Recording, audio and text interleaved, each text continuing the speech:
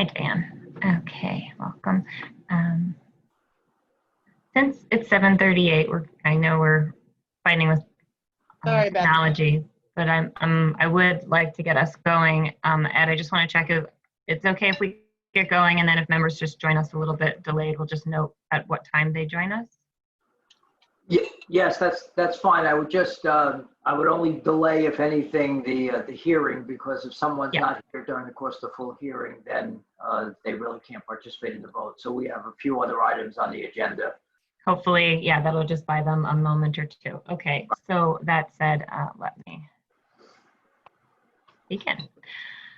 In accordance with Section 5 of the Open Public Meetings Act, be advised that notice of this meeting was made by posting on the bulletin board in Town Hall and mailing to the officially designated newspapers a list of the meeting dates annually indicating that this meeting would take place on Wednesday, July 15th, 2020 at 7:30 p.m. Due to COVID-19 virus and mandatory quarantines imposed under executive orders by Governor Philip D. Murphy, Millburn Town Hall was closed to the public. A supplemental notice was given in addition to the annual notice due to the transformation of this meeting into a remote virtual meeting. The supplemental notice contained information necessary for members of the public to attend the meeting through the Zoom platform, both by audio and/or video means. The public will have the same opportunity to participate at the appropriate time virtually, just as if they were attending an in-person meeting. This supplemental notice was posted on the Millburn Township website, Millburn Town Hall bulletin board, and Millburn Town Hall front door. Supplemental notice was also forwarded to the official newspapers, submitted to the township clerk, and published in the item on July 9th. Roll call, please. Daniel Baer. Here. Diane Eglo. Here. Gaston Halpert. Here. Jorge Mastropietro. Here. Mark Matzel. Here. Joseph Steinberg. Here. Shanuk Tana. Here. Vice Chairwoman Miriam Salerno. Here. Chairwoman Beth Zoll. Here. Thank you. Before we get into our full agenda, I just want to give a couple housekeeping items. One is just our volume and our diction. Let's all just continue for the benefit of our court reporter and also for one another to hear. If you don't, I don't have headphones in, so I'm trying to speak a little bit louder towards my microphone and as slowly as I think I need to so that you can hear me. But we can keep moving. So I encourage everybody to just try to speak up as you speak. I will do the same. And please just notify, if you can't hear, please just speak up. You might not be the only one. That said, let's move on to the approval of the minutes from the June 17th meeting, which were circulated. Did anybody have, I believe I gave one edit to Eileen regarding the location. When I first read them. Eileen, you're on mute. I did make that correction. Thank you. Any other edits or revisions to the meeting minutes from June 17th? Okay, do we have a motion to approve the minutes of June 17th? I will make the motion. Okay. Do we have a second? Yes. Thank you, Miriam. Okay, all in favor, please come off mute. Aye. Aye. Aye. Opposed? Okay, hearing none. And because Mark was not in attendance, I assume a recusal. Thank you. Meeting minutes from June 17th. Memorializations, application 20004, Millburn Ave, 518 Millburn Ave Bagels. This memorialization was circulated. I apologize, I'm looking at my other screen where I have it open. Any comments or questions regarding the memorialization as circulated? Great, and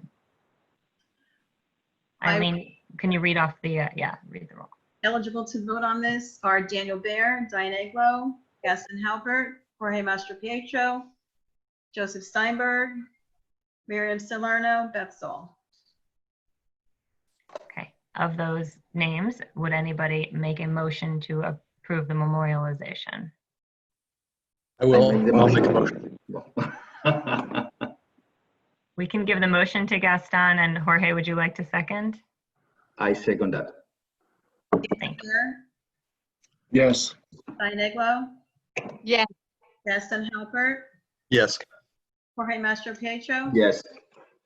Joseph Steinberg, Yes. Miriam Salerno, Yes. Beth Zoll.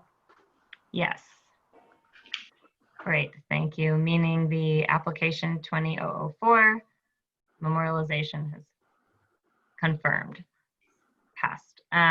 So in looking at our attendance from our board, it seems, though we still do not have Tara, I believe we're going to move into, I have not heard back. So I think we will move into the application. Application 20005, which was previously on the agenda, is not being heard tonight due to notice, but that will be pushed to our August meeting.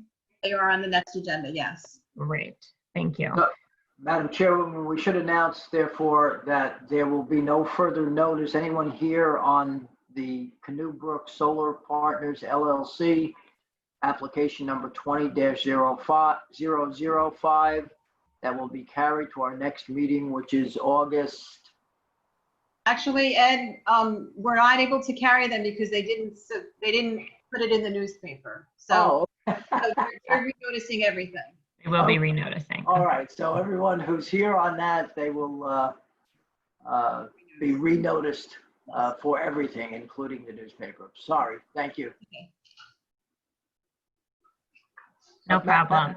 There's also one other thing. I received today by email from Michael Kaplonsky. This is on behalf of 40 East Willow LLC.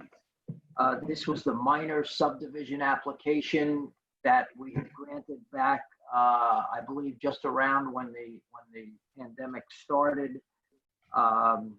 We've granted a few extensions for the time to perfect that. The last extension was to expire this Friday, July 17, 2020. Mr. Kaplonsky sent a letter, and I know that the secretary did not get this letter because she wasn't in the office, but I did get it by email. And I know he's here because I saw, at least I think he's here because I saw that come up on the screen at one point. I believe that he has submitted the documents. He had submitted the documents for recording to the Essex County Register.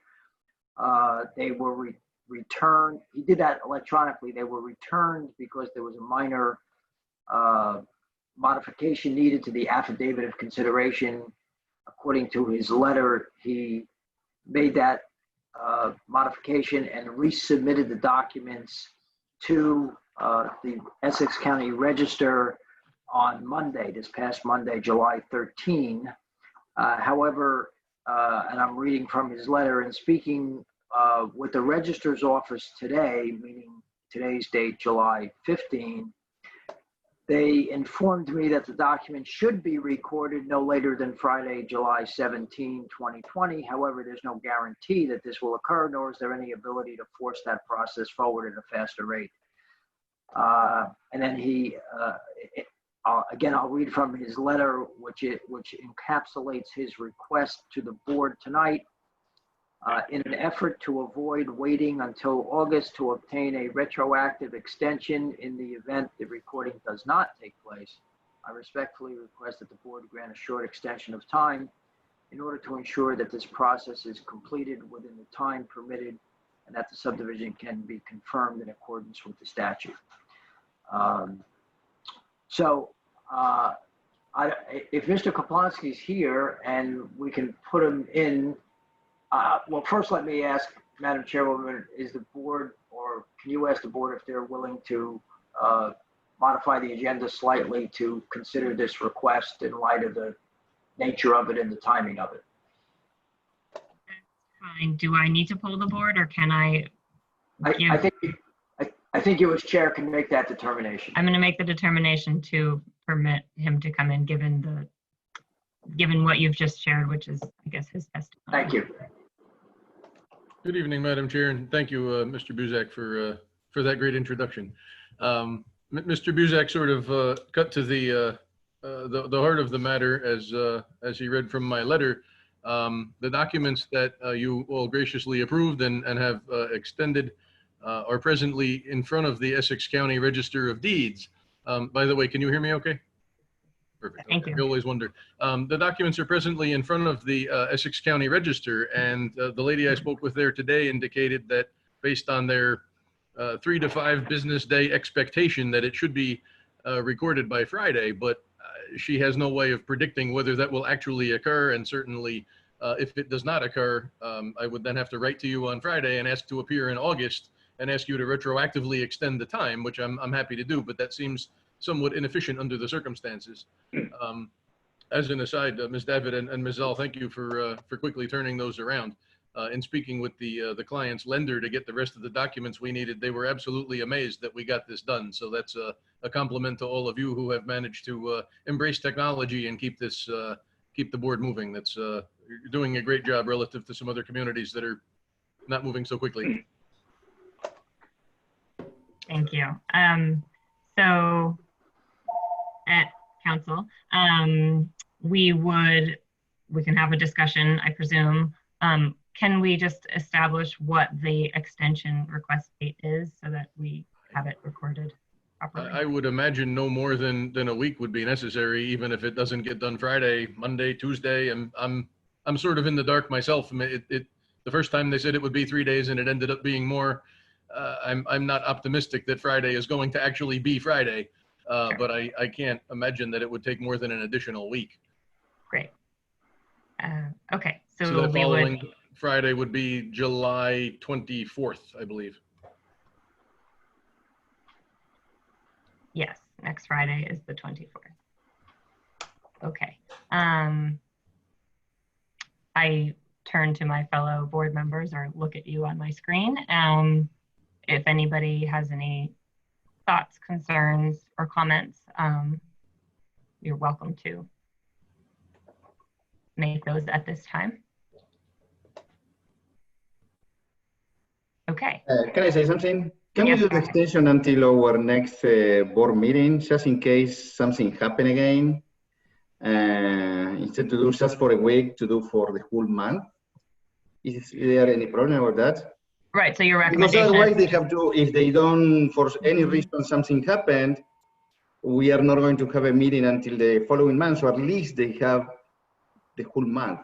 We are in a very weird time, so everything is very slow, so maybe we should give more time. It is certainly a weird time, and I greatly appreciate all of your consideration. You all have been wonderfully accommodating in all this, and I feel badly coming before you for yet another extension, but unfortunately, I can't fight City Hall on this. that's fine. So just to re-paraphrase Jorge's recommendation, it is to grant the extension, not just for the 1 week, but through the, I guess, the perhaps maybe the Friday before our next meeting. At that point, if it hasn't happened, Mr. Kaplonsky can reach out should that need be, hopefully not. Would that put us That would be, at Friday, August 7th? Is our meeting on the 12th? Does that sound correct, Eileen, or is it the 19th? it is I believe it's the 19th, so it's the third Wednesday of August is our next meeting. Okay, so then that would put us through to August 14th, would be the Friday prior. I mean, which is somewhat arbitrary, but I think there's a rationale behind it, as just described.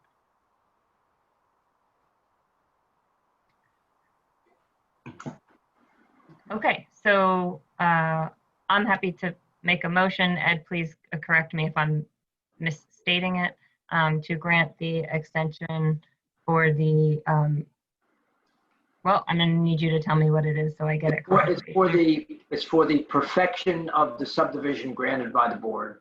For the 40 East Willow property. Correct. 19-009 is the application number. Application 19-009, the perfection extension will be from previous date of July 15th, 17th, and we will push it out to August 14th, 2020. We have a second. Second.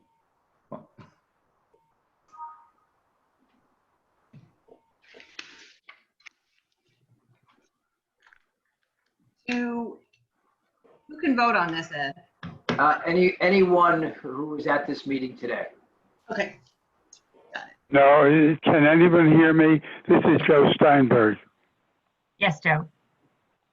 I recused on this matter.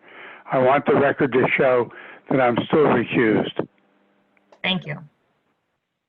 Daniel Bear, Yes. Diane Aglo, Yes. Gaston Halpert, Yes. Jorge Mastro Pietro, Yes. Mark Matzel, Yes.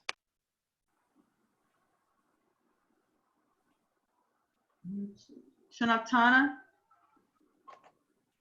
Yes. Miriam Salerno, Yes. Beth Saul. Yes. Okay, thank you, Mr. Kaplonsky. We hope not to see you too soon. Thank you all once again, and I will do my best not to be here again. Have a good Thank you. evening. You too. Aye. And Eileen, I know we had signed and had notarized materials. None of that changes. This is just the submittal on the perfection, right? That is correct. Excuse me, Nicole. Why can't I get him back to the attendees list? Oh, I know what I have to do. Forget it. I got it.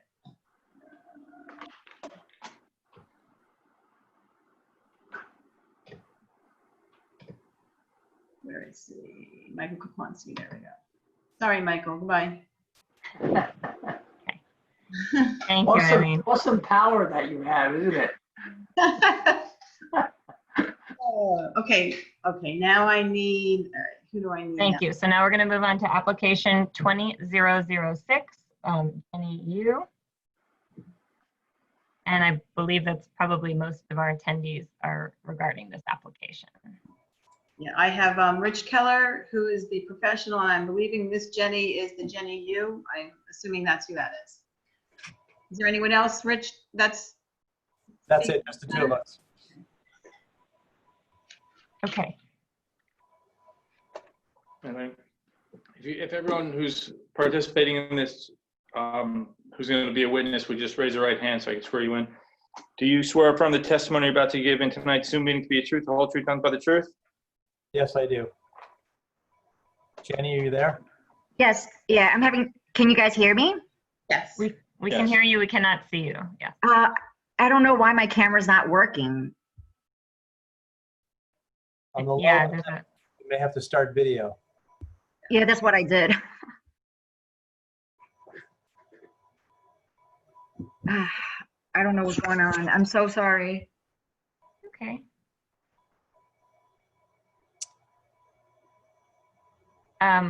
Ed, is it possible for Jenny to provide her testimony? If we cannot see her, raise her right hand.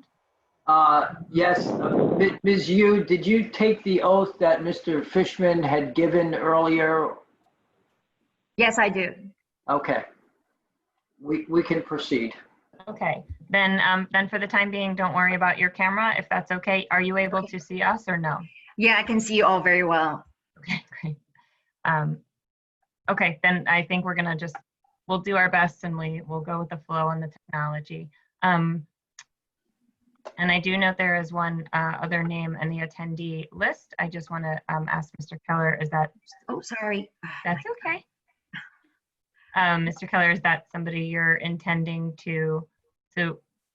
Yeah, actually, as soon as Jenny stops sharing the screen, I will try to, yeah, maybe what I'll do is I'll give a little introduction and share my screen, and then we can come back to Jenny for any questions about the operation of her business, which is Kung Fu Tea.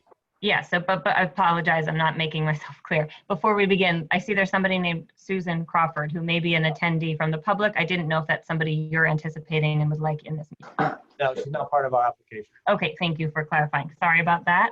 And now I would like to turn it over properly to you. Thank you. I'm going to share my screen, which is the drawing that was submitted to the board. And I believe, can everyone see that? Yes. All right, this is not been marked into evidence. It is the same exact drawing that was distributed to the board and is up on the town's website. It is a permitted conditional use approval plan for Kung Fu Tea, which is located at 315 Millburn Avenue, which is tax lot.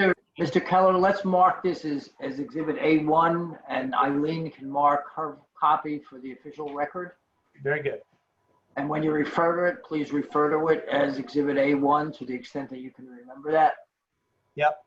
Thank you. And I will point out that the date of the drawing is last updated on 6/19/2020. The property in question is, first of all, this is a use, this is a not a site plan application. This use is site plan exempt. It's very similar to the one that you guys approved the resolution on for 518 Millburn Avenue LLC, which was the bagel shop up in the B3 district. Similar requirements, slightly different, but this is an applicant who is looking at moving their business from the intersection of Millburn and Main Street, Kung Fu Tea, and moving it up to the subject property, which is near the intersection of Millburn Avenue and Lackawanna. The property having 5 or 6 tenant spaces, including the 2 vacancies, the tanning salon, what was the Peccary Cafe, the Millburn Sharps Barber Shop, are all located in this plaza, as well as Bijou Nails, Arte and Vino, etc. The subject property itself, the space itself, is about a 1,200 square foot tenant space designated as 315C Millburn Avenue. And that was the prior use was a similar fast food restaurant occupied by the Peccary Cafe. They went before the board for a site plan approval and parking variance back in early 2018 and were approved, and we've attached the resolution of approval to the documents before you. The basic reason we're here is as the approving authority for the municipality, municipal land use law, and currently our ordinance states that any conditional use must come back before the approving authority to confirm or reaffirm that the property still meets the conditions of the conditional use. Obviously, the zoning hasn't changed. You can't put a drive-through in, so nothing has changed. But just to cross all the T's and dot the I's, if we look at the upper right-hand corner, you'll see we've outlined the conditions of the conditional use as they relate to the B4 Central Business District.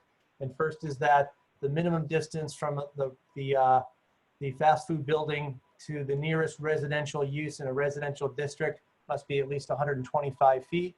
This application is actually 213 feet away, and that is shown on our drawing on the left side. You can see from the corner of the building, which is a multi-tenant building, to the closest residential use in a residential zone, that being the number 13 Whittingham in the R6 zone, is actually 213 feet. So we meet the first condition of the conditional use requirement. The second being that drive-up windows are not permitted. This does not have any driveway in proximity to it. There's some parking in the back, but essentially there is no drive-through, and the applicant has no intent of installing a drive-through. Essentially, they're looking at moving their business a block up and crossing the street and opening Kung Fu Tea in the space that Peccary Cafe was fitted out very nicely and makes a perfect use for this tenant.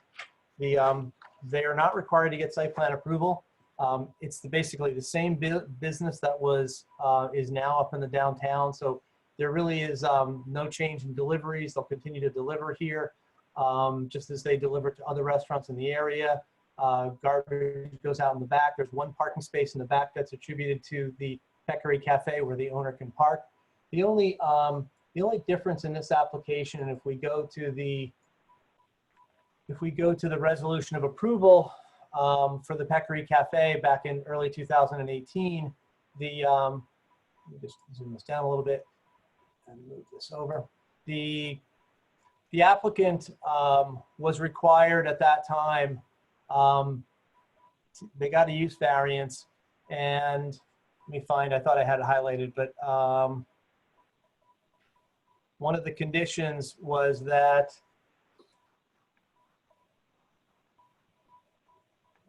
sorry, here we go. Number 5 in the resolution of approval for Peccary Cafe was the applicant shall be required to purchase business parking permits for all employees, but not less than 6, to provide additional parking as required by section 607.4 of the Township Code, and shall be required to purchase additional business parking permits for each additional employee in excess of 6. The applicant give testimony. Her business model, she works in the store. She will have a dedicated space behind this building, just as she did up at the intersection of Millburn and Main Street.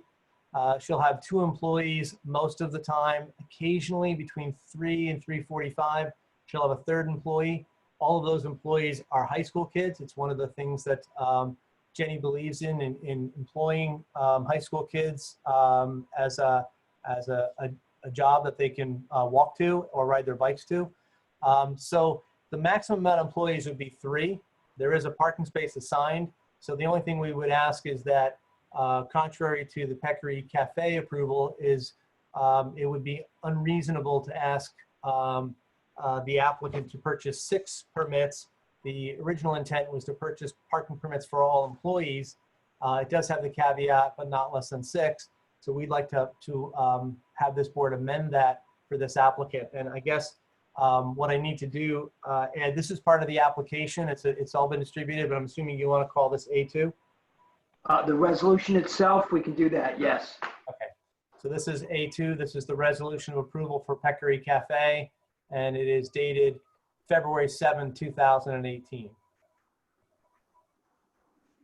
We can certainly hear from Jenny. Again, site plan approval is not required. We're just looking for confirmation that we continue to meet the conditions of the conditional use. And we can certainly have Jenny give some background information if the board has any questions on her operation.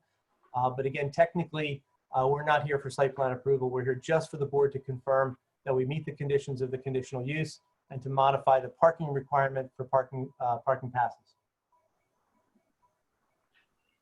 I would also point out, I think this is on your agenda to consider tonight, to consider moving these food-related uses so that they will no longer be considered conditional use approval. That has not been approved yet, so we're before this board, but we know that the township is trying to ease the burden on these prospective tenants to allow permitted uses to move in without having to come for this conditional use.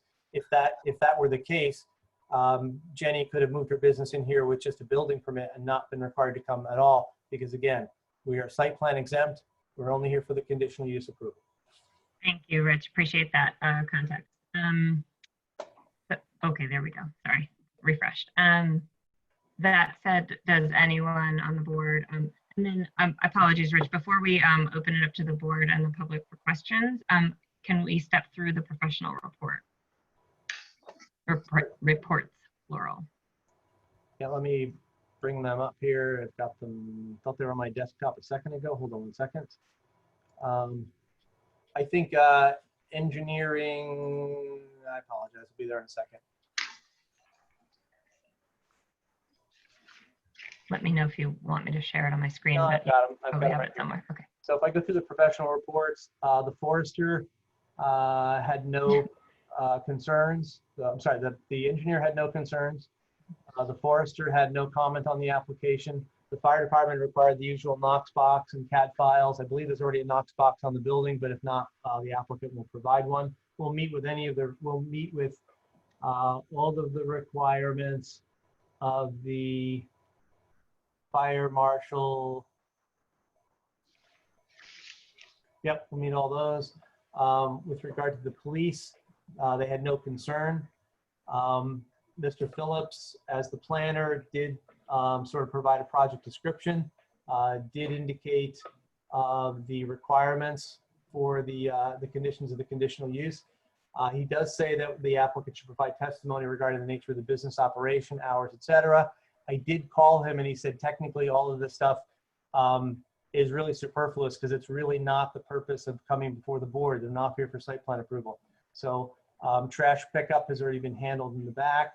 The square footage we've indicated, there's no loading on the site. That's a variance that was received by Peccary Cafe.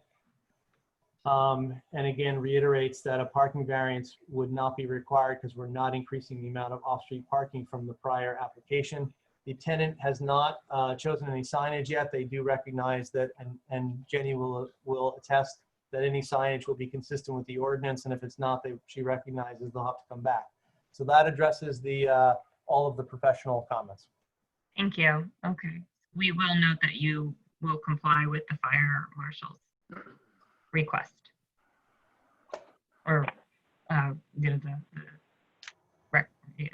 request. Yeah. Thank you. I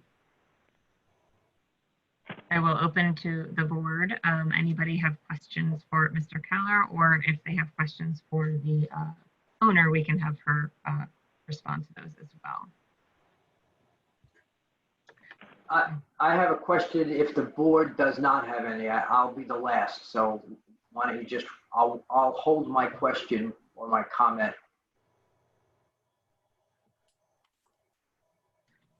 Okay. And well, Ed, would you like to ask your question before I open it to the public? Well, I think I just want to raise this issue before we hear from Ms. Liu,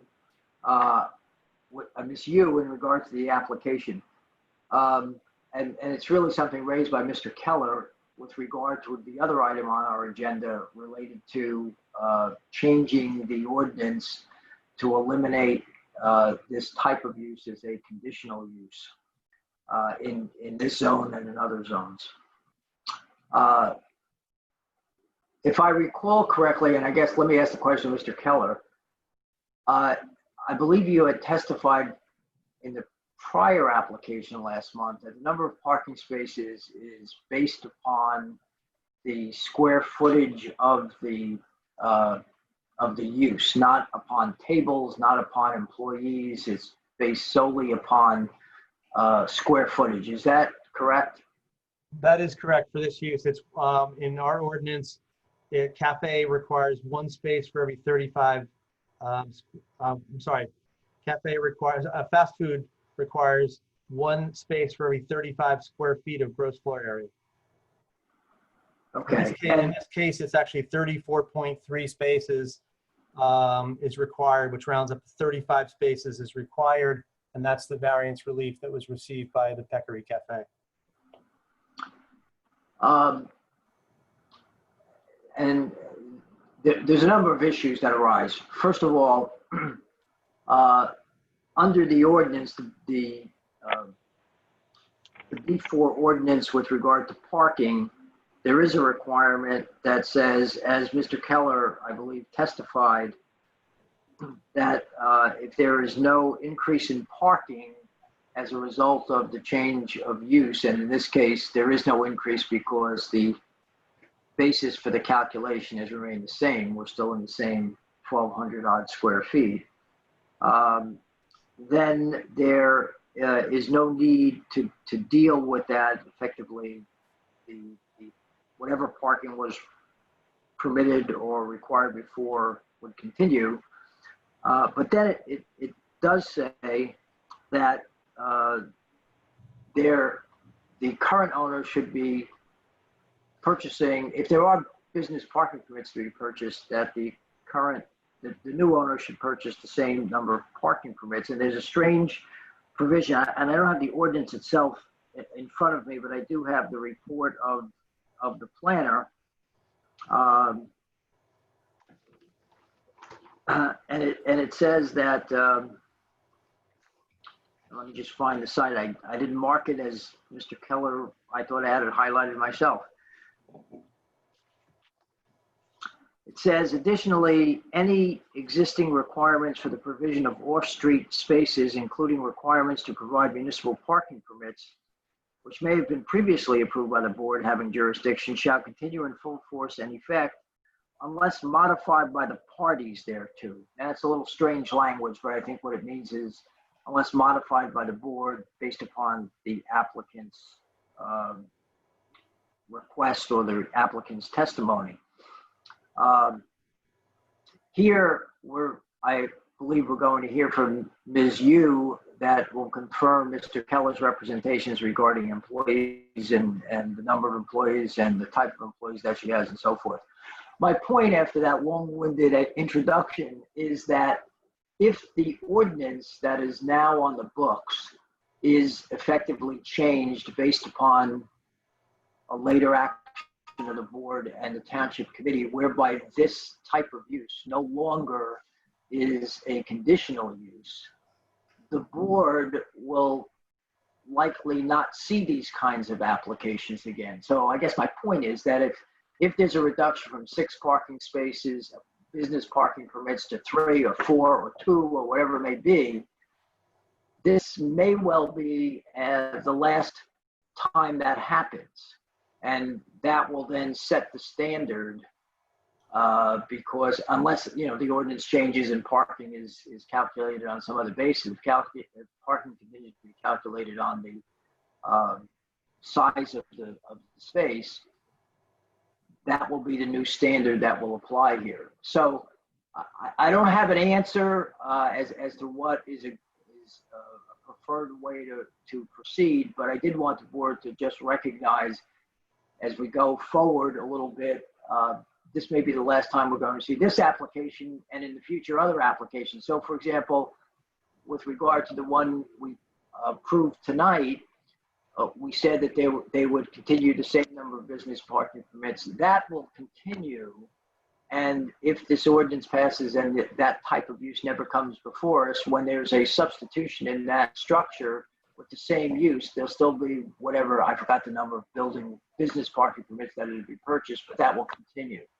So this has some longer term ramifications than just the applicant here because of that potential change in the ordinance. So I just wanted to bring that to the attention of the board. I wish I had a simple answer for you, but I'm sure with all the members of the board here thinking about it, Mr. Keller as well, and our engineer and our zoning official, they'll solve the problem.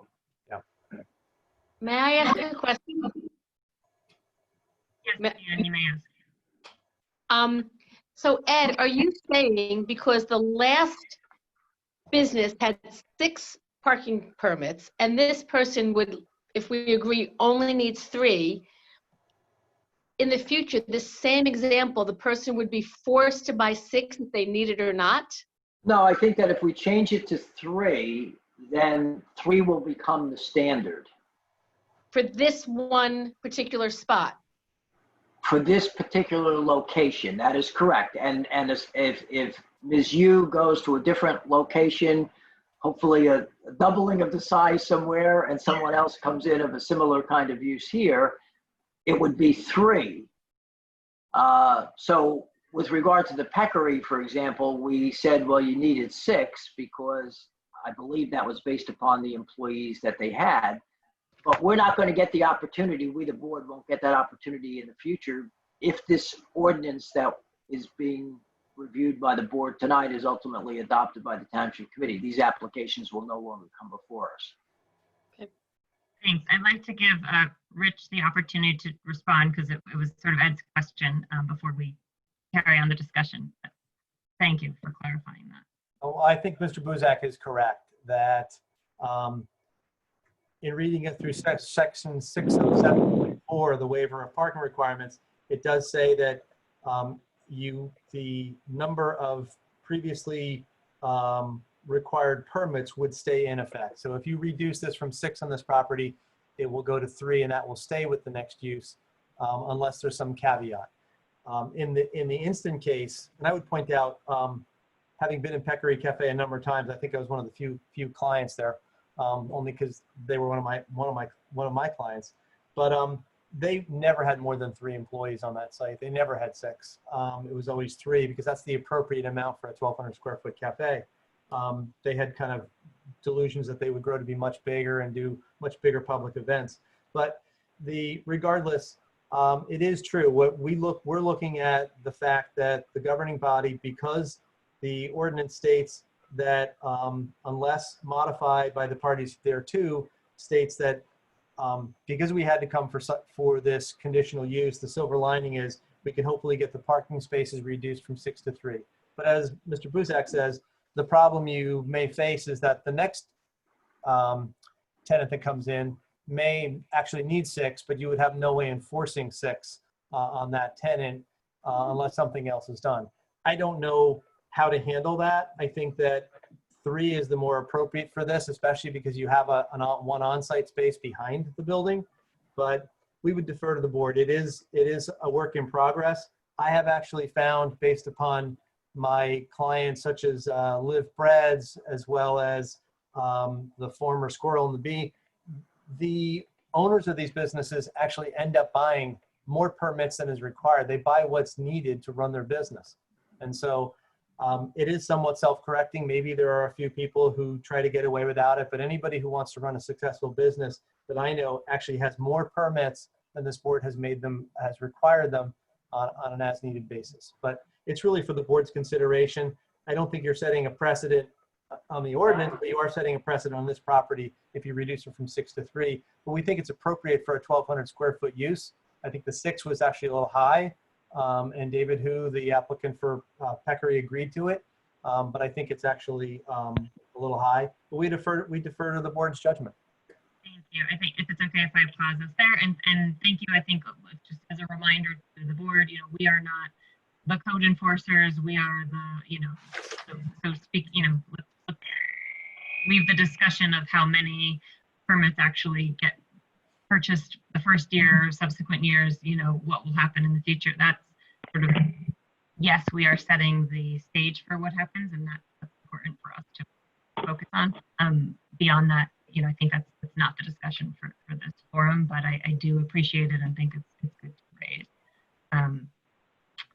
So that said, other questions for Mr. Keller that come up about the discussion, or we're not going to go to comments yet and just general discussion, just questions. Okay, thanks. I did hear Mr. Buzak referenced Ms. Yu giving testimony. Is that, Rich, what you are intending to do? It's, I'm not an attorney. I'm not representing her. I mean, Jenny's here, so you can ask her any questions you'd like. Right. But yeah, really the board's focus by our ordinance is that we focus on whether this application this site still meets the conditions of the conditional use. Madam Chairwoman, I think it would be helpful to get the testimony of the applicant in the record, Parking. Particularly regarding the operation. She is absolutely. And would you recommend before we speak to Ms. Yu, we should open it up to any public questions for Mr. Sure. Keller? Yes. Great. So that said, I think we have a couple attendees. If anybody has a question for this witness, you can type in the chat if you would like to be heard, or raise your hand, which is an option via Zoom. Okay, not seeing any activity. Actually, one of our attendees may be Joe Steinberg's number also, but Joe, you don't worry about that. We can hear you. Oh, no. You're good. You're okay, Joe. Okay, so hearing none, thank you. So Ms. Yu, yes, if you would, I guess, provide the description just as Mr. Buzak described would be great. Yeah, I'm here. I apologize for the camera. So what kind of questions do you have for me? Ms. Yu, general... can you tell us a little bit, I'm sorry, Madam Chairwoman, can you just tell us a little bit about your business, about your employees, about your hours of operation and so forth? Yeah, sure. My business sells tea, like bubble tea and slushes. And my business hours currently is 11 to 7, but you know, it will probably be extended when everything goes back to normal. And I have about 2 to 3 employees at the same time, and usually I'm the third person. So yeah, and I have 1 parking spot in the back. And that's a dedicated parking space for you at the site or for your premises? I believe so. And when you said your hours are 11 to 7, is that 7 days a week? Yes, it's 7 days a week. These hours are shortened because of COVID. But when everything goes back to normal, I'll go back to resume my normal business hours from 11 to 9. Okay. And Mr. Keller had mentioned that your employees are largely high school employees. Can you just elaborate a little bit on that? Sure. Most of my employees are from Millburn High School, and so most of them walk to my store, or sometimes they bike to my store.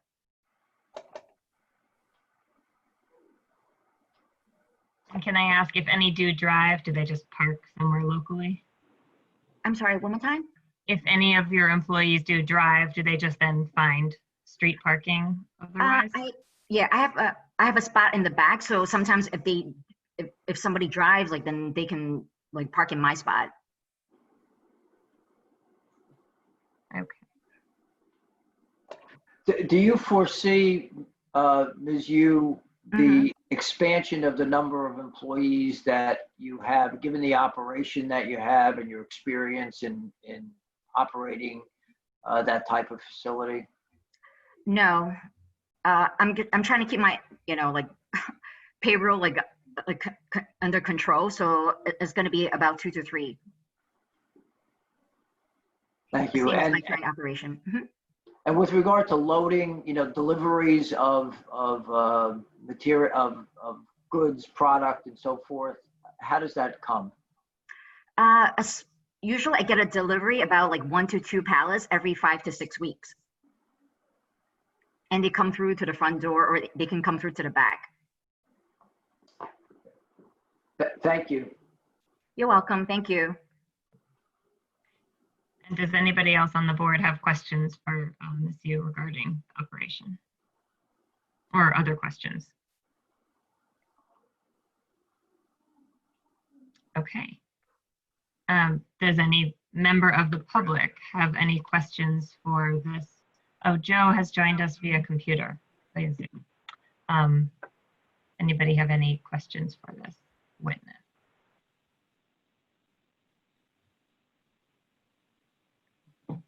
Okay. Hearing none. I open it up to, I guess, discussion by members of our planning board. We can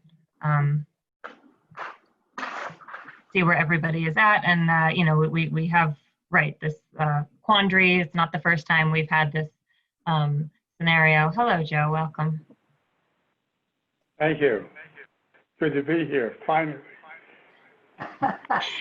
Look like you're sort of in outer space, but it's nice to have you. Joe, you might have 2 devices that we're getting feedback from. I think, Joe, you're have able. Phone still on. Let me turn the phone off. Yeah. And then take yourself off mute. Now you need to unmute. You're good. You should be good now. Good. Did you unmute me? Yep, you're good. Okay. Sorry. I'm not very good with this stuff. You're doing amazing. Thank you. So to the question and concern at hand, I think just to recap us, Peccary previously had 6 parking permits. The testimony that we heard from the applicant is that it's 2 to 3 employees. So, the age-old question of what do we do about the parking permits? I think historically what we have done, and I believe this is also true of the bagel place that was brought up, that application was brought up tonight, what we have done is base it upon testimony of employees.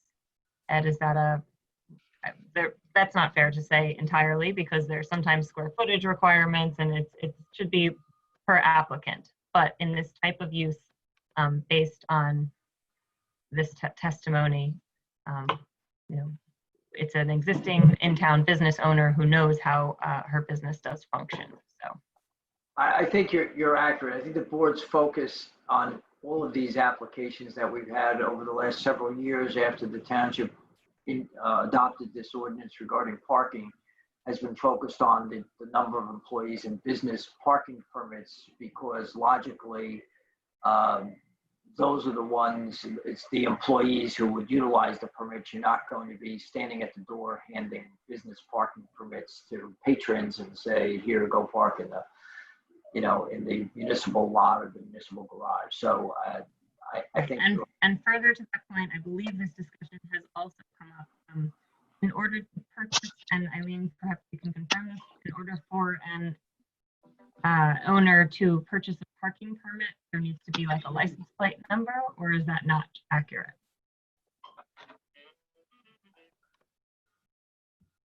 Do you know, Eileen? If, like, when you go to apply for it, do you need to actually know the information about the vehicle, meaning you need to be able to tie a vehicle to a person?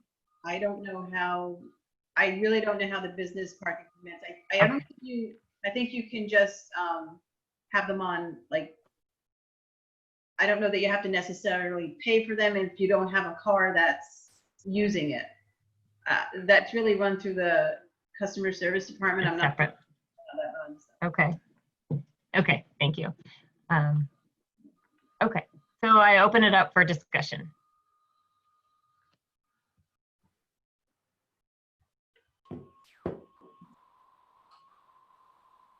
Well, I'll start. Personally, I think knowing the space in the 1,200 square feet, I've been in that space. I do agree that 6 employees at one time would feel really crowded in there. So just to Richard's point, I think, you know, I can't imagine a use in that small of a space that's going to need that many employees at one time, although I'm sure it could happen, but I think 3 or 4 does seem more reasonable for 1,200 square feet, in my opinion. Okay. Mark, you're just muted, but yeah. Hi, is it possible to add perhaps a proviso, something to the effect of parking requirements may be modified for future tenants based on use, customer volume, and employee numbers? See, I'm not sure if we can do that. It's like a conditional. Well, I think that may address what I perceived as Diane's concern that, you know, you're setting a new precedent, you know, and if you do have a future tenant that has 9 employees in that spot or whatever, it at least sets the record that it's based on, you know, numbers. It's based on employees, it's based on customer volume, and you know, and for future tenants. If I might, Madam Chairwoman, I think that's a good idea. I think the challenge, however, is twofold. One is just general enforcement, and 2, I guess tied to 1 is that, again, assuming that the ordinance that is before the board later on this agenda is adopted by the Township Committee, there'll be no reason for a change of use of this magnitude to come before the board.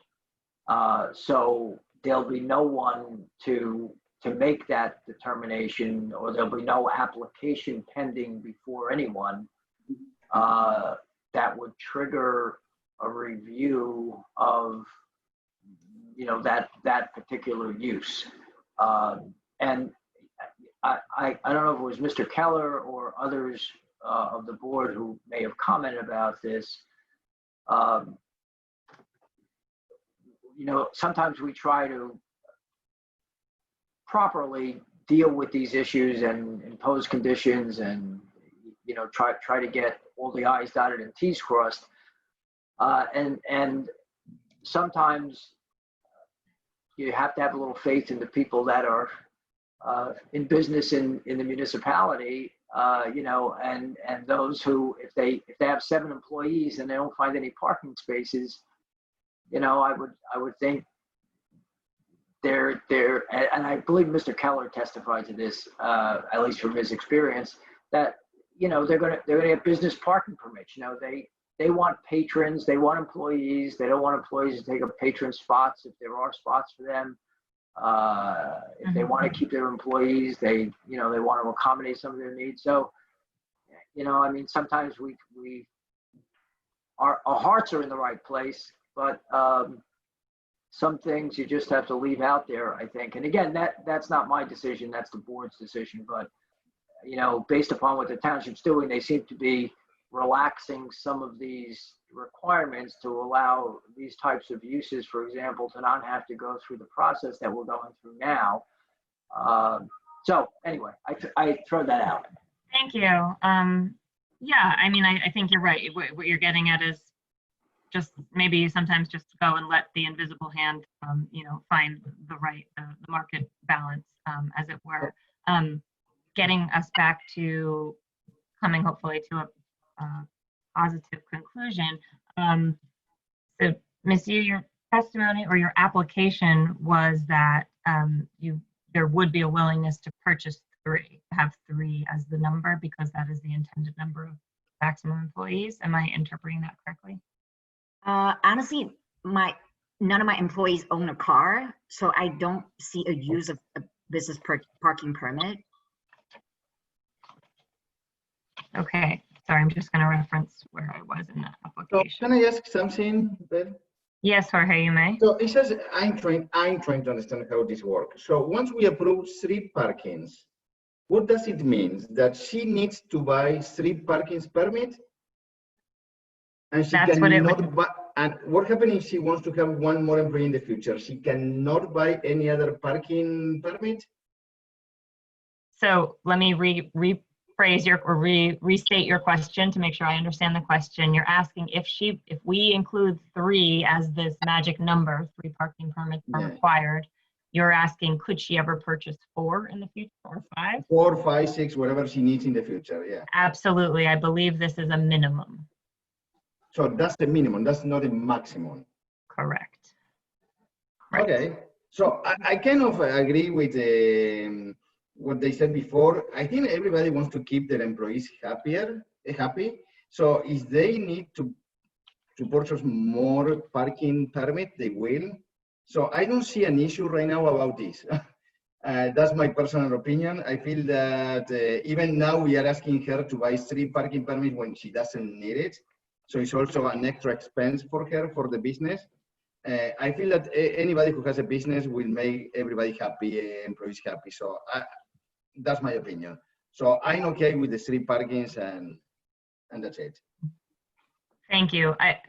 And what I was trying to clarify was if Ms. Yu was okay with 3, and I'm not sure that that's quite where we're at yet, but I appreciate your point there. Gaston, did I see your hand raised?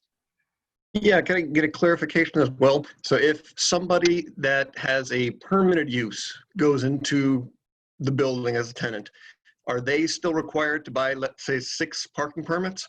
Or is it only if it's a conditional use that they have to do that? If you're saying if it's a conditional, you have to purchase the parking. My understanding is whatever is on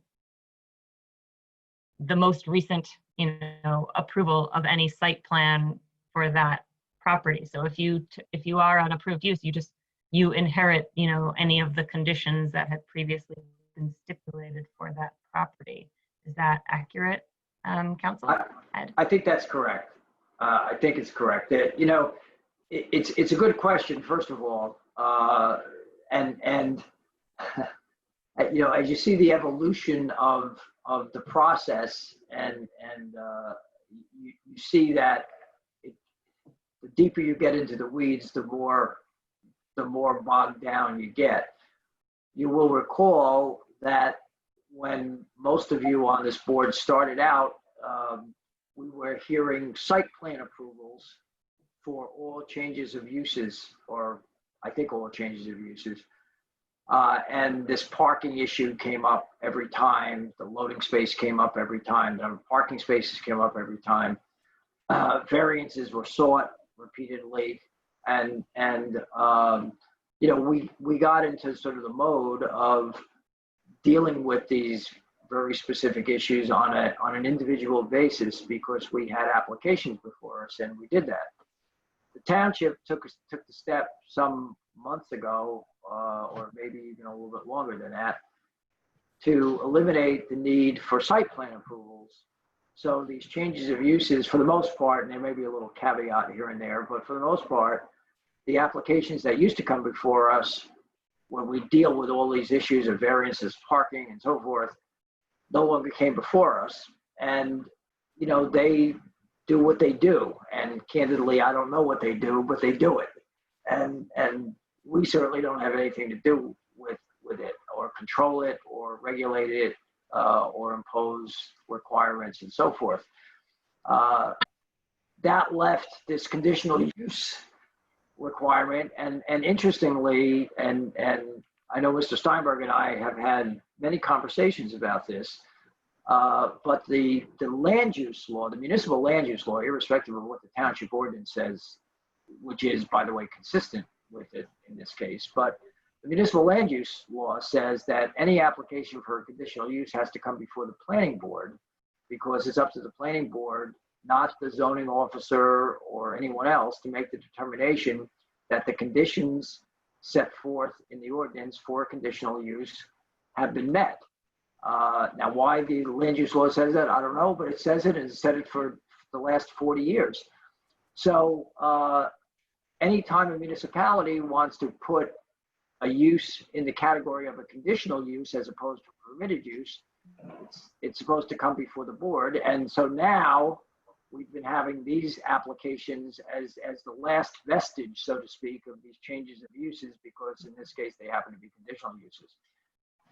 The ordinance that's on the agenda is to eliminate these uses, if I understand it correctly, as conditional uses, so that then if they're no longer conditional uses, they're not required to come before the board, and there'll be a change of use, and it'll just evolve, you know, in the normal case.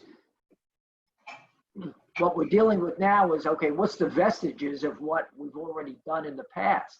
And I think, Madam Chairwoman, you know, you as best I can determine, you've accurately set forth what happens. And that is, look, these were approved in certain cases. They were required to have so many business parking permits, and that's got to continue. You know, there was nothing in the resolutions, which were validly adopted at the time, that said, okay, if this is no longer a conditional use, or it's you know, the township changes the ordinance, this requirement is no longer valid. So, you know, that's the logical conclusion of all of that. Whether that's the right conclusion, I don't know, but I think that's the logical conclusion. So I don't want to turn this into a very complex thing, because this is not this applicant's concern necessarily, but I think the answer is yes. The 3, if we reduce it to 3, that will run with this property, and they're going to have to purchase 3. They can purchase more, they can't purchase less. May I ask? Now, and in this case, one more item. I know this applicant, so to speak, is saying, not so to speak, this applicant says, I employ high school people, and you know, they walk or bike, and they may not drive or don't drive, and that's fine. But you know, if perhaps she finds that the high school students are not available anymore because of what we're going through, and she has to hire people who do drive, is an issue. So I mean, we can't say to her, rightfully so, well, okay, this is it, but you can only have high school students as your employees. So you know, it's a broader issue, and I think rather than getting bogged down in it, I would suggest that the board consider whether they're comfortable reducing based upon the square footage, based upon the experience that has occurred in that square footage, and perhaps the risks that may be out there. If the board is comfortable with reducing the 6 to 3, that they just take that, or 2, or whatever number they want to reduce it to, they take that action and we move on, because we Okay. May I? Sure, Diane. Diane, please. So 2 things. I think that 3 is too much for Miss Yee to have to buy. I think, as Ed just said, reducing it to 2, I think is fair because she gets 1 spot with the building. I also want to say, this is just for this fast food restaurant. If it becomes a retail that sells products all of a sudden, a different use, then Ed, they would have to come back before the board, because I think 2 is more than enough personally for her to purchase, because I don't think she even thinks she's going to be using 2, and for this is a small store. And if it becomes, they're going to start selling children's clothes one day, does that mean they have to come before the board, or because that's a permitted use in the area, that is also becomes the 2 parking permits if that's what we decide on? I'm going to pass that question to the zoning officer. I think that if the parking requirements change, they may have to, but I'm gonna ask Eileen for that, because I don't have the ordinance in front of me and I don't want to speculate. I believe in this case, because we exempt changes of use are site plan exempt unless it involves an increase in the parking demand. So if you now have a fast food use which has a parking requirement of 1 per 35 square feet, which I think equated to a lot. Like 34 and a half, I think you said. Which retail, the parking requirement is 1 per 200, which would result in the requirement for 6 spaces. No, they would be site plan exempt. So I think that my personal feeling is 2 things. 2 would be enough, and I know this is off topic, but I don't want to forget. I would like to very much encourage Ms. Yee to make sure when she gets her sign, she gets a blade sign, because no one will know that her store is now moved up the block, and it's a very popular store in town. Thank you. I already submitted a sign application. For a blade sign? Is that the one that sticks out? Yes. Yeah, thank you. Yes. Okay, good. Okay, that's my questions. Thank you. Okay, appreciate that. All right, so what we know about, so we're kind of dancing around this number 3, and I think appropriately, thank you all for your contributions and questions. There is 1 spot on site, and so that I think was Diane's rationale. Perhaps I don't want to speak for you, but in your recommendation of, you'd get to 3 total if she's got the 1 on site and she's purchasing 2 permits. And any future owner, should the use change, would also be beholden to that number. So the question is if we're comfortable at 2 or 3 or some different number. So 2 has been thrown out there. Does anybody else have a different take on that? I mean, I have been in town for 3 years with, with using high school kids and employees. I never needed a parking space for my employees. And currently I don't need any. And I'm wondering, can I apply later on if there's a need? Yeah. Because right now I haven't had a need for 3 years, and I don't foresee myself needing parking permits for my employees. And if I can apply down the line as needed, like, is that something that we could do? So I understand what your question is, which is to say, can we have no requirement but purchase them for any employees as needed? Right. And I think the counter argument to that is that's exactly why we have the zoning ordinance, so people don't do that. We've heard there were stories of whether it's a salon owner or something, and the employees are parking in the street parking space and going out and moving them, and so that was the intention, I believe, in the background of why having them. I also am sympathetic, and I hear what you're saying, that nobody's using them, so why am I going to purchase them? But I think the discussion that we're having is that whatever we do now, it stays with the property henceforth. And so we have sort of a responsibility to address your needs as the current, owner, but also, staying true to the ordinance, which was given to us, the planning board, to uphold. So I know that's not a clear answer. I feel like I'm turning into Ed here, but no offense, Ed. But that, we're sort of caught in this space of sticking to what the ordinance is requesting of you, which is 35 spaces, which I think we all acknowledge is beyond excessive, and to the number of employees, which, like we had said, was what we have been doing as a sort of compromise. Yeah, I might just add, as all this discussion was going on and the questions being raised, I also thought about whether we could impose the condition and then suspend it for some period of time. But again, the difficulty with that is enforcement and follow-up. And I think that I'd like to be able to say, yes, we can do it, and certainly we can put it in a resolution, but it's going to be a meaningless, unenforceable provision. So I think, Madam Chairwoman, you're right. I think, we have what we have, and the question is, under the ordinance, she's required to purchase 6 business parking permits. The application asked for 3. Ms. Eglo suggested 2 parking permits because she has the 1 space. And I think we should just stick with that and not necessarily that number, the number's up to the board, but stick with what the reduction should be, if any, and move on. Yes, I would say maximum, if we are forcing this upon the restaurateur, 2, absolutely maximum. 1 would be fine, in my personal opinion, seeing how this size of the store is never going to change, no matter who's going to be in there in the future. Ms. Yee, did you buy any parking permits for your current location? No, I did not, because I have a spot in the back. 1 spot. Correct. Right. And so you were not, when you moved in, you were not asked to buy any parking permits? No, I was not.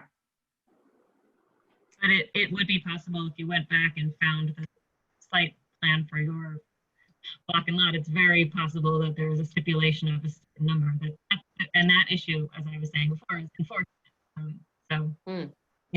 That's beyond the purview of what we're doing. So we, so Jenny, just to make sure you understand the point we're making there might be, a requirement at your current property of 4 or 5 or 6 or some number, but if you hadn't been made aware of it and nobody had asked you to do it, you aren't. I'm sorry, what is the purpose of the buying these permits again? It's a good question. The intention is for employees to not be using parking that is otherwise intended for, I think, visitors and customers. So they won't be using the space that is for customers? Street parking. They don't want employees or owners of businesses to be using metered space parking. Yeah. Mr. Bear has a question or comment. Yeah, I'd just like to remind the board that Mr. Keller testified that the application and the applicant would request 3 spaces. Okay, I just want to make sure that the board heard that. That was what Mr. Keller recommended. Okay, so I just want to make sure the board heard that. Thank you. Thank you. Actually, just one thing. What I stated was the language, and we'd be happy with the language of the 5th requirement of the previous resolution. But what I had stated was the previous resolution said buy business parking permits for all employees, but not less than 6 to provide additional parking as required. And we said we would be happy to meet with that requirement. We only have 2 employees, sometimes 3, and that 3rd one gets to park in the back. So I really left it up to the board's discretion as to whether 2 or 3 was appropriate. And I think that language, whether or not it's enforceable in the future, but we'd happy with something that said buy business parking for all employees who do not have a designated space, but not less than 2 or 3 or whatever this board decides. And that they should provide additional parking and buy permits as required if they have any additional employees in the future. That may not be enforceable, but that language may be adoptable to the next tenant. But I didn't strictly say that 3 was the magic number. We left it to the board. They have 3 employees, of which 1 already has space. And Mr. Keller made a case they had 3 employees, and he did state 3. Rich, you did. I heard you. Okay. So I'm not saying that that's a decision the board has, but I just want to make the case that that was said as part of it. Video, actually, so just grab it if you could. I just undid the video. You can stand there. I think we're hearing you still. Just shut the door. You're going to get out there. Thank you. Okay. Sorry. Thank you. No problem. Okay, and yeah, and I think I had picked up on the 3 also. I think that's why I brought that up. But irregardless. Webster. There you go. We want to come to a conclusion that works both for this applicant and the town going forward. So I think we heard 2. Dan, I agree. You reminded us that we did hear 3. And Mr. Keller re-explained that there is 1 on site, 1 spot on site in the back, which potentially could be used for one of. Make a motion that we approve the application with a minimum purchase of 3 parking permits. I don't Say agree that with again of how many parking spaces, 3. please? That's my motion. I don't know if that gets a second. Can I make a different motion? Because I don't agree with Mr. Steinberg. Before we make another motion, I believe we offer the opportunity to second by anybody. I'll second that. Okay, and so we would now take a vote on the application being approved with the purchase of 3 parking permits. Sorry. I'm sorry, go ahead, Miss you.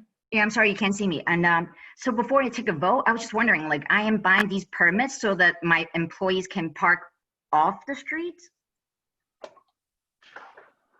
I'm a little confused about the purpose of the business permits. Am I buying these permits so they won't be parking where the customers would be parking? That's correct. So where would my employees be parking? In the municipal lot. In a municipal lot. In a municipal lot where parking spaces have been set aside. I see. For employees. I mean, yeah, I'm going to state again, my employees do not own cars. They either walk, Well, bike, or our concern is that we have to look in the future. Today, you use students from the high school. Right. Who don't have cars. We don't know what's going to happen a year from now, 2 years from now, 5 years from now. I understand. I might need 6, like a couple of years down the line, but currently I do not need any. Is it possible for me to apply more on an as needed basis when I have more employees with cars? You could always increase it above whatever the number that is. Right. Okay. Yeah, go ahead. Go ahead, Diane. I'm sorry. So what I understand, Joe, I hear your point, future. The point is, I don't think, I don't believe it's punishing to this applicant. And I think that it's not the intent to punish an applicant who wants to come into town and do business. I'm sorry, I lost my train of thought. And I'm sorry, I completely lost my train of thought because you made the motion so quick, Joe, I wasn't finished speaking. So I also object to that. Well, we have a motion and a second. So I've got my, is that not the point of why we have a hearing? Because if you heard that Rich said 3 and then he clarified what he said, and then Joe jumped in and made a motion, but that wasn't the intent of when Rich clarified. So it's now, the motion's out there for her to buy 3, and I just wanted to understand the process. That's fine, but I think so, and let me just be clear before we go and vote, because I would like us to, when we go around the horn, everybody just to say yes or no and not pause for dialogue. So it will just be more helpful, I think, for all of us. Ed, should there be a majority that's no? Do we have another crack at the apple to then change the number, bite at the apple, to change the No, number? I'm sorry. I didn't mean to interrupt you. Go ahead. If we vote no, is the meeting over, or can we continue with this? I think your point is well made. If the issue that the board wants to vote on, in other words, that you don't have any problem with the conditional use because the proofs are clear that this applicant has met the conditional use requirements, and the only issue is the number of business parking permits, which I gather from the debate here is the issue. I think perhaps we should break the vote down into a subcategory on that issue itself. That is, assuming an approval of the application, what should the number of parking permits, required parking permits to be purchased be? So someone should make a motion as slightly different from Mr. Steinberg's, which also approved the application. Let's leave the approval of the application to a separate vote. Let's just. But Ed, we have a motion and a second in front of us. I understand, and if it should be voted on. It could be voted on because it's got a motion and a second. That's correct. So if the board is so inclined, or if the movement is so inclined and the seconder is so inclined, that motion could be withdrawn. If not, it can be voted on. The concern that I do have technically is really, Madam Chairwoman, what you've raised. The motion is to approve with this condition. If people are going to vote no because they don't like the condition, under the land use law again, and I don't make up the law, this is what it says, if a motion to approve is defeated, it's a denial of the application. And then we prepare a motion, a resolution that would deny the application. And I think, and perhaps it's not my business, but I think you raised a good point, and it would seem to be not the board's intention to deny an application for this particular use because of a debate over parking permits. And I hate to see that happen because that just has all these ramifications that are really unnecessary, I think. So I guess I would urge the mover of that resolution or motion in light of that to consider withdrawing it, the seconder withdrawing it, and proceed as I said earlier.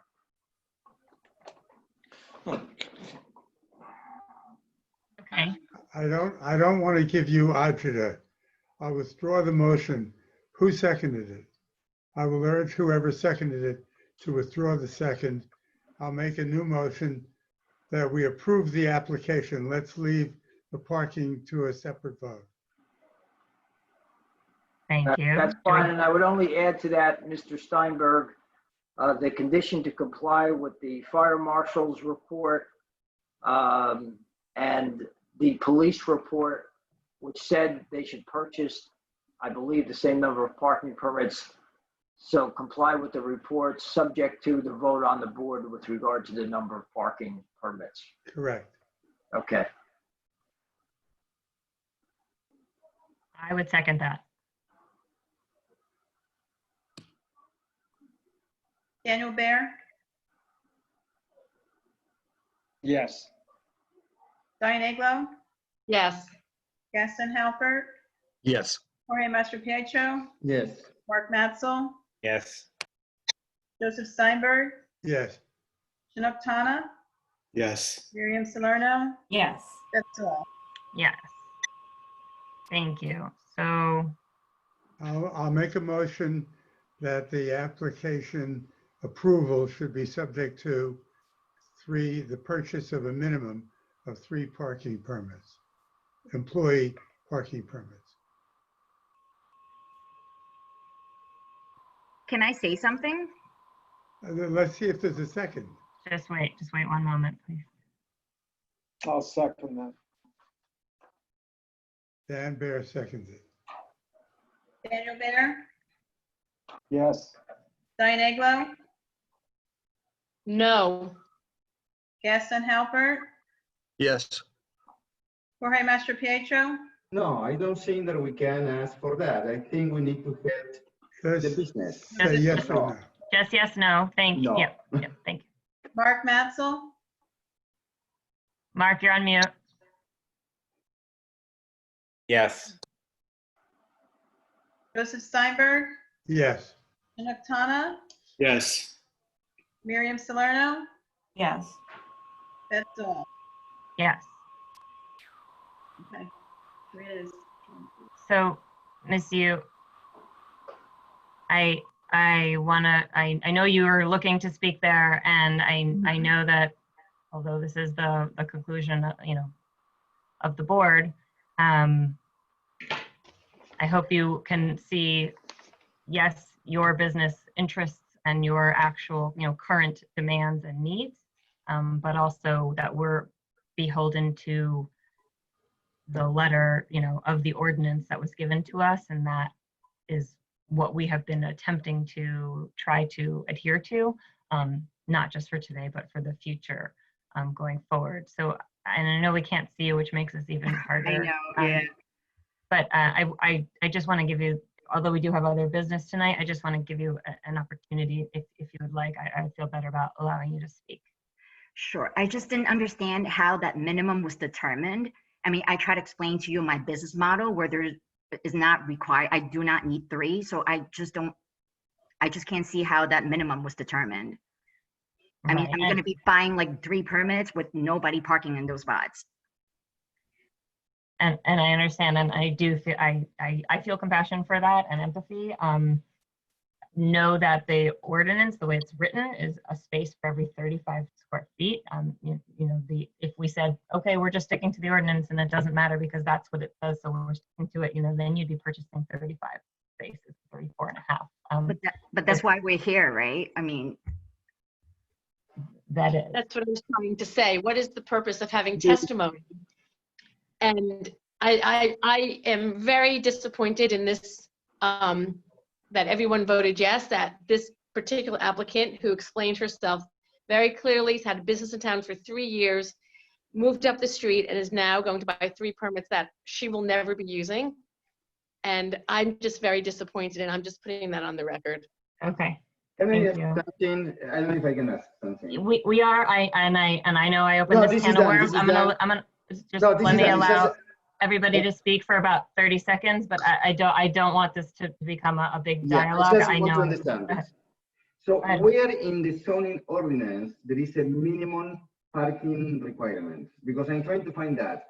Because I hear people saying 35 square feet per parking. Is that correct? Eileen, do you want to explain the section of the parking zoning Yeah, ordinance? I want to understand that. 607.2 spells out all the different uses and what their parking requirement is. So what is the parking requirement in this case? Sorry, yes. One space for every 35 square feet of gross floor area. So, and this is 1,200 square feet, this place? Correct. So if I'm doing right, the calculation, that's required 35 parking spots? That's correct. So between 3 and 6, there is no difference. So we are already much lower than what the zoning required. Yes, it's hard to hear you, Jorge. I just think there's So echo. what I'm saying is that based on zoning, based on the ordinance, it will require to have 35 parking spots. If they were going for site plan approval, yes. And okay, so the difference between 3, 6, 2 is also very arbitrary. It's not a real, it's not based on the ordinance. That's my question. Yeah, I understand, I think. Okay. Correct. Shauna, Okay. you had your hand up, but then I would like us to conclude. I just wanted to state quickly, I thought that this approval travels with the space. So if it's approved for 3 spaces, it's not just for this business. Any future business will also need that minimum of 3. So for the applicant to just understand, it's not about just your business, but what happens in the space in the future. And that's why certain minimum considerations are required. That's just the way this works. I just wanted to explain that and make sure that that was understood. I see your point, but then every business is different. You know, like the next business owner might have employees that drive cars, you know, but that is not the case for my business. So I thought it would be fair to base it on the applicant on a case-by-case basis. It just travels the space. Thank you. Okay, so we now have, we've heard the application, have voted, and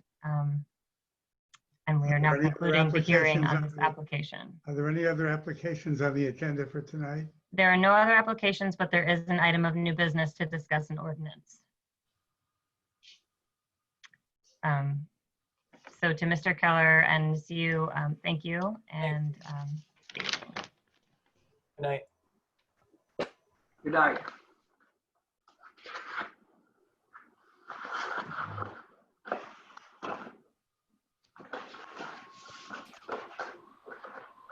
Okay. Great, thank you. Okay, so the next on our agenda is the item of business, ordinance 2560-20.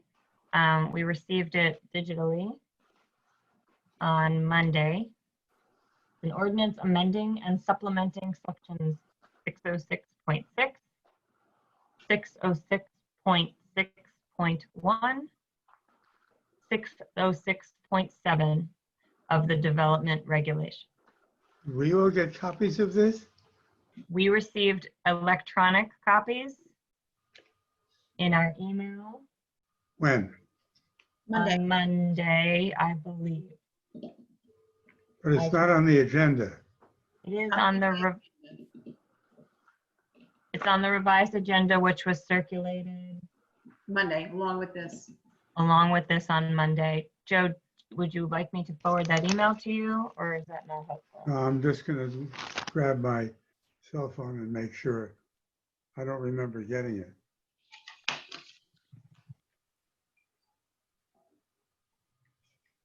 Go ahead, I'm sorry. No, it's okay. I'd like you to take a moment to find it, and hopefully other members. Monday of this week? Yes. Correct.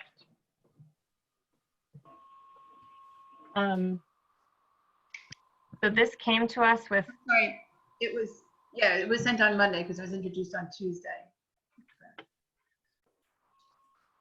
it came to us on Monday, and my understanding just from speaking with Eileen was that is just what you heard, that this was introduced at the Township Committee meeting last evening, and now is coming to our board for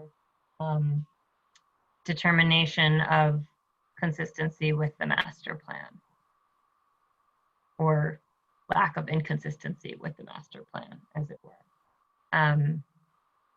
So I know nothing particularly more about the origins of this. It came to us. I don't know, Diane, you're the only member of the TC who is in attendance tonight. Not to put you on the spot, but if you have any context to share, that would be beneficial to us. You're muted, Diane.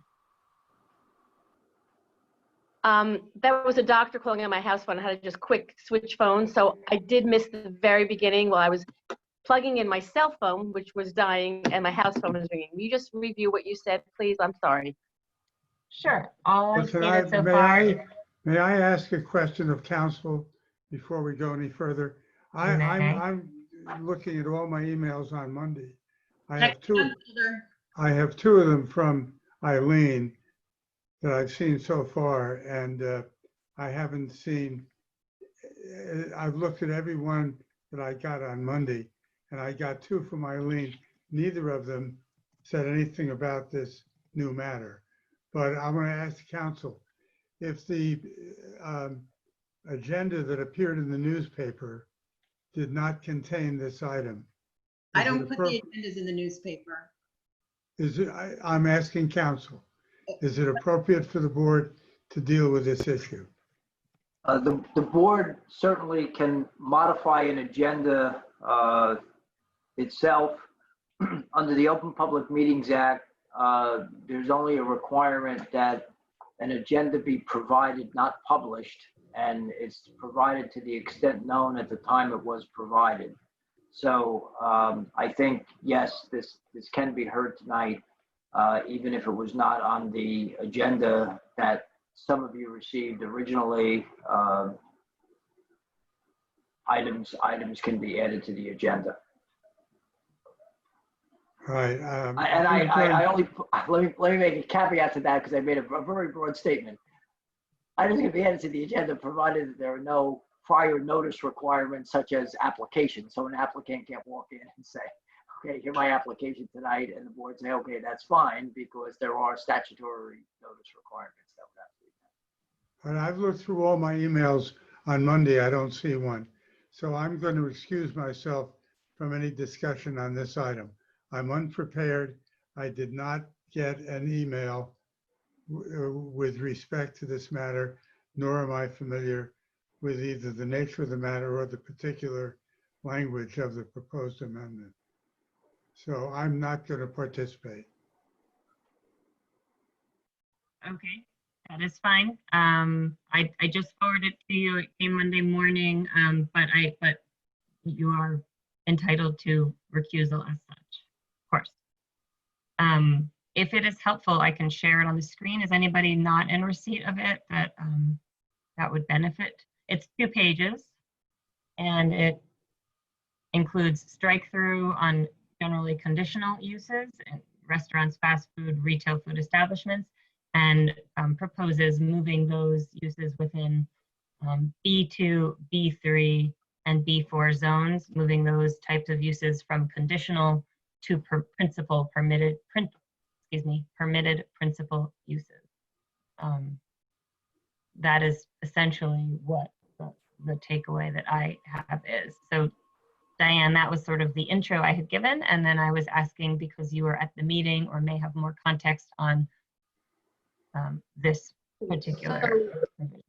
The genesis of this was because we were finding it was onerous and businesses were not wanting to come into our township for exactly what we experienced tonight at this meeting. And this is exactly what we're trying to prevent. We're trying to change the reputation and the culture of how difficult it is to open up a business in Millburn Township. We're wanting to invite businesses to think of Millburn, not Cranford, not South Orange, not Maplewood, or whatever. And the intent was if you were within 125 feet of a residential area, I don't have it in front of me, that you automatically had to go before a board. So this is just to ease up some of the ordinances, because as you, Beth, and I discussed, and you discussed with business administrator, that our ordinances are archaic in some cases, onerous in many cases, and difficult. And this is where the problem lies, getting past the application process. So that was why we decided on this one item, and then Kung Fu Tea just happened to fall in after our discussion of this. So since I don't have it in front of me, if Eileen wants to speak to the nuances and the specifics, might be better. I only received this Monday. I did not see it before. It was that was the first time when I sent it, was the first time that I saw it. And it appears as though basically there will be no conditional uses in the B2, B3, or B4 zones, and the restaurants, fast food restaurants, retail food establishments that were previously conditional uses that required it to be 125 feet, no drive-ups, and had to be on a primary or secondary road are being removed, and restaurants, fast food restaurants, retail food establishments, and eating and drinking establishments will be permitted uses. Drive-up windows will still not be permitted, but they're also removing the requirement that they have to be only on a primary and secondary roadway.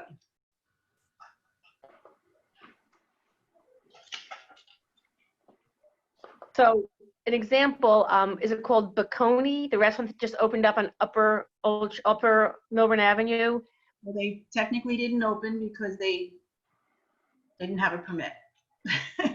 Oh, okay, well, I didn't know that because I saw their umbrellas out. But because that was went from Tilly's, a restaurant to a restaurant, if this ordinance had already been in effect, they should have been able to just move in unless they needed a building permit to do work. Is that what we're saying? That's what this would allude to, yes. And that was exactly because, as we all know, I can't speak to the exact dollars. It's very expensive to come before the boards. And when an application like tonight goes on longer, she or he will be paying their professionals. So that was to prevent and to invite businesses to want to come into Millburn Township. So this is why we did this.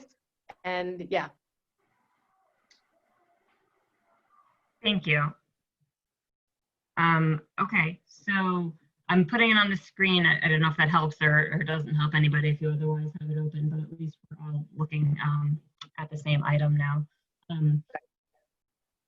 And in my review, I believe the language is the same for these two, the first two meaning in the B2 and B3 district. And I believe it's a little bit less language under the B4 that was originally included, specifically recommending not having it on the primary and secondary roadways.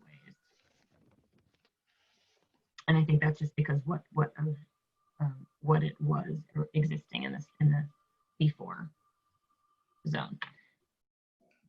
The numbering I noticed, I know it sounds like nobody is, is here to testify in terms of the ownership, but like B and then going to 9, if you're seeing this on the screen, I don't know if that means because there's 8 other items and this would be the 9th, which would be added. Yeah. If you check the zoning ordinance, you will see all the uses, and that will be the number 8 or 10, whatever is this one. That's correct. I checked that. Thank you.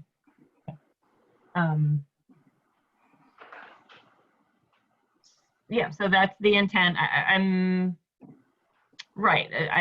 What we heard tonight was a discussion about parking, but to Diane's point, had fast food restaurant been the existing use, which it was for the cafe, and then that was also going to be the proposed use, then I believe what the implication of that would be that they would not have had to come before our board and would have been theoretically then beholden to the 6 parking spots, which was the previous designation, unless I guess they wanted it to be reviewed to be reduced. I think that's what they would have to do. They would have had to have come in then and sought an amendment to the previous resolution, which would sort of undermine the whole purpose of this, which is to not have them come before us. But, that would be, they do have a remedy if they wanted to do that. Right. And that's very fair. If they then choose to come. Absolutely, Ed, that would be a remedy available to them. Correct.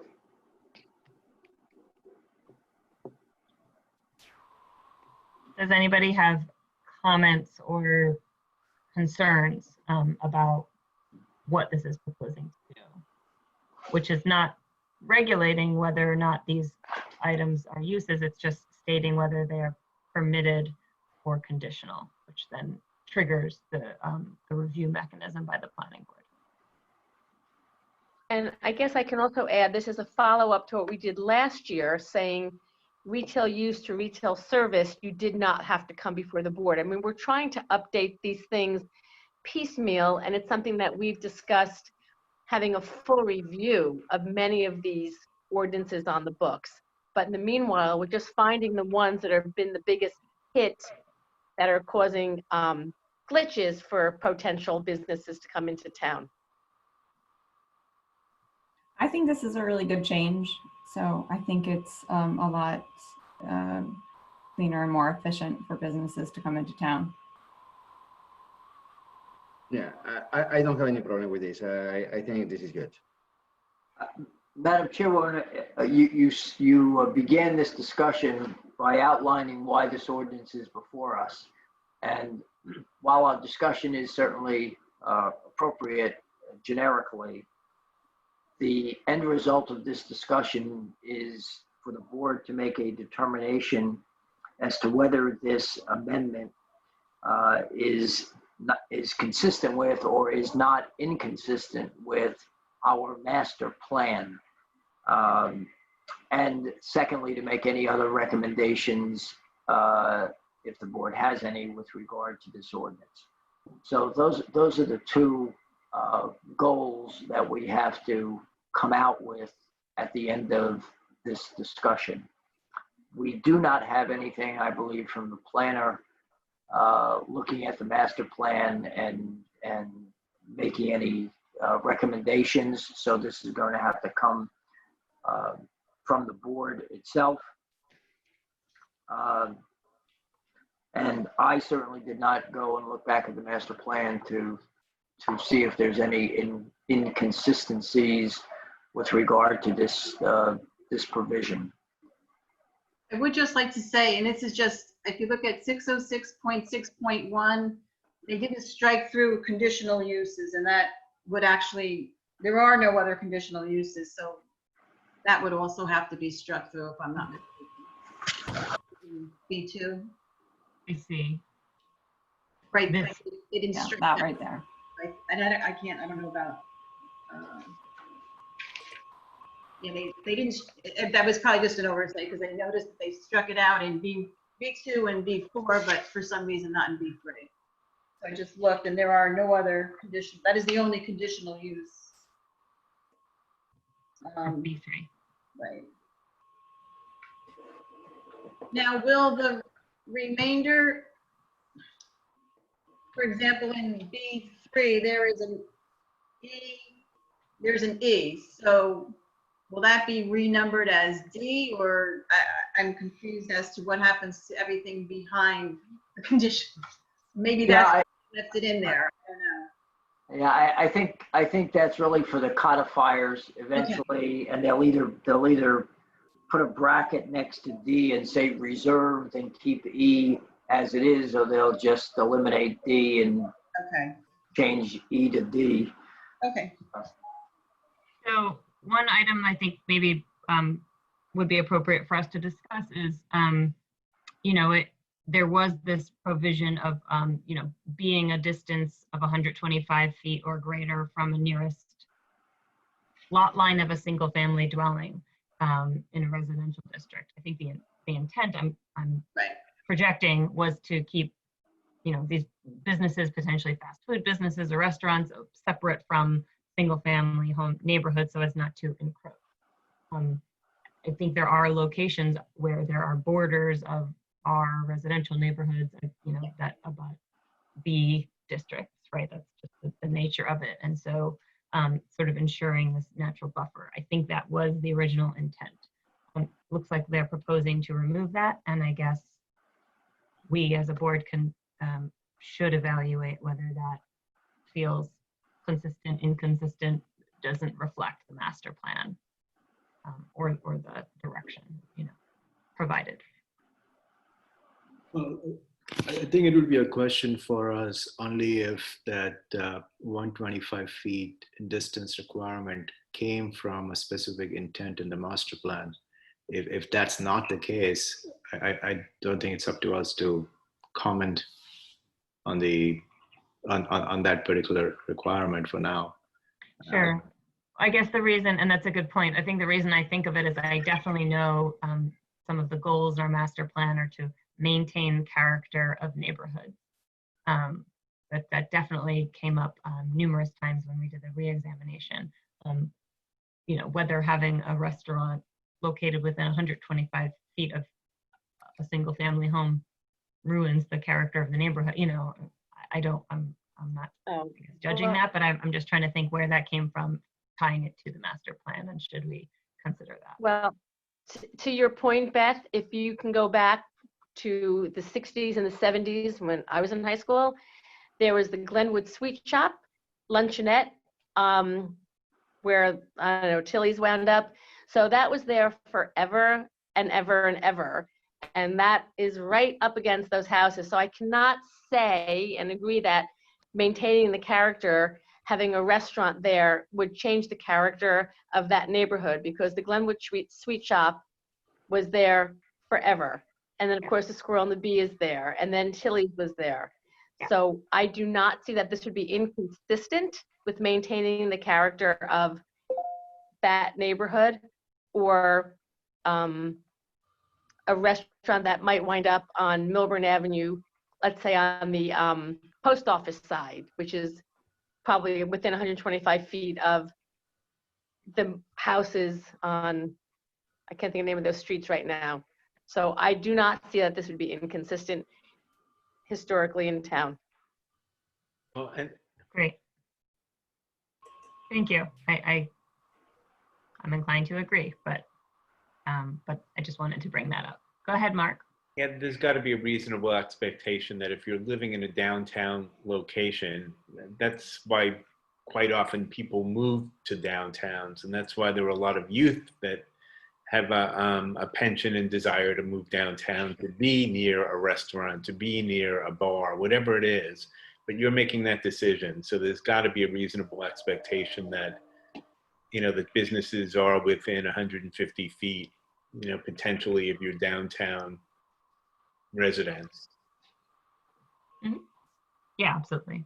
It's fair. You kind of you know what you're signing up for in some ways, but.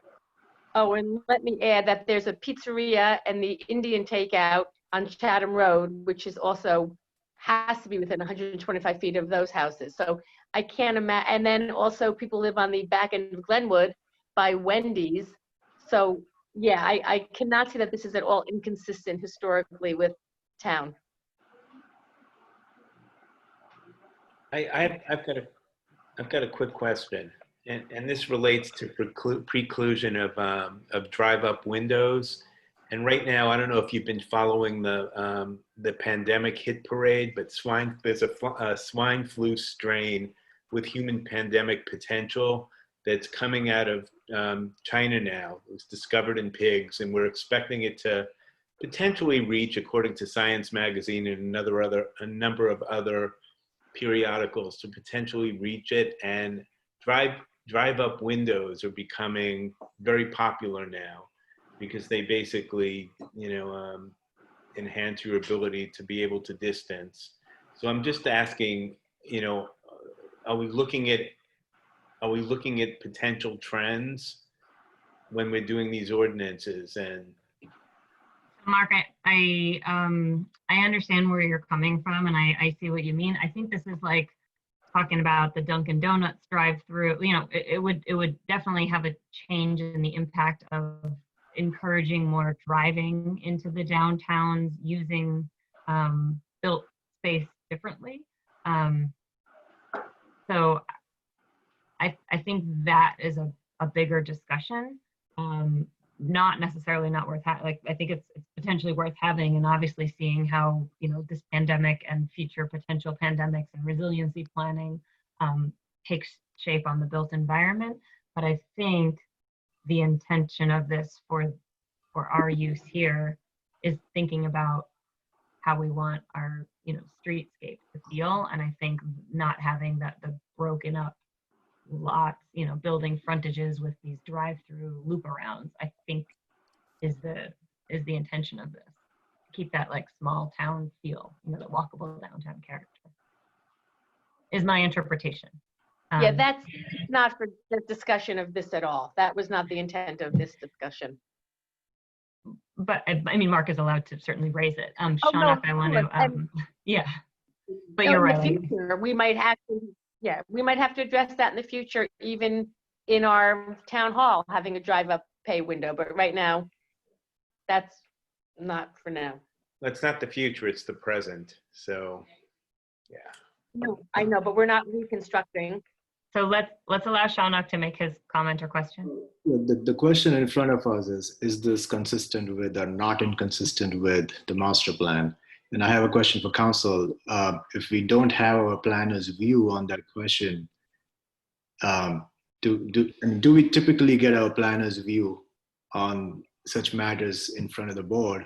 And if the answer to that is yes, I feel it's better for the board to have our planner's view on the consistency of this ordinance with the master plan before we make a determination. The experience that I've had with the board from when I've been here, which has been around 2012 or 2013, has been that unless there's a major change in the ordinance, this is significant. I'm not suggesting it's not a significant change, but but typically we do not get a report from the planner on the consistency or inconsistency unless it's a much larger kind of change. Whether that's a good practice or not is something the board's got to determine. And I think prospectively, if the board is uncomfortable making those kinds of determinations for the reasons that you're, I think, implying, then, you know, we ought to ask for that from the planner when we get these ordinances. But typically, we have not gotten that kind of report from the planner in this type of ordinance. Got it. Thank you for that, Mr. Bezak. My quick view on this is this does not change a use. It changes certain zoning requirements, does not change land use at all. I don't see how it could potentially be inconsistent with the master plan. And I don't see there's a change. And I think we should, if nobody has an objection to this, we should go ahead and determine its consistency with the master plan. That a motion? If I can make one, I would like to make one. I would like to make a motion to vote that, I would like to make a motion to say that this proposed amendment to the zoning ordinance is not inconsistent with the master plan. I'm not sure. Second. That's right, Mr. Bezak. I'm sorry. No, I think that is exactly right. I second that. I can't see anybody. I don't know. That was Jorge. I'll stop sharing. Sorry about that. Who seconded that? I didn't. Jorge, me. Thank you. Daniel Bear, Yes. Diane Aglo, Yes.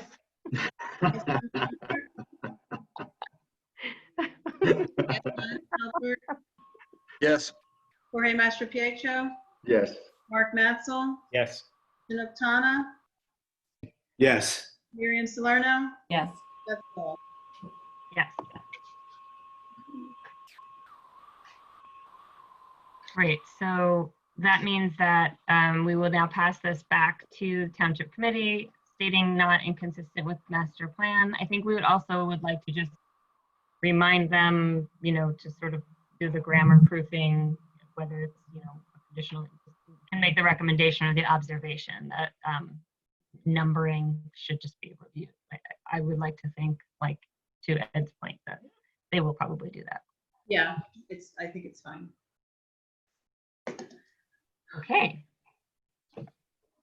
That's it for tonight. Tonight was something. Per discussion, we do have a meeting next month on the 19th.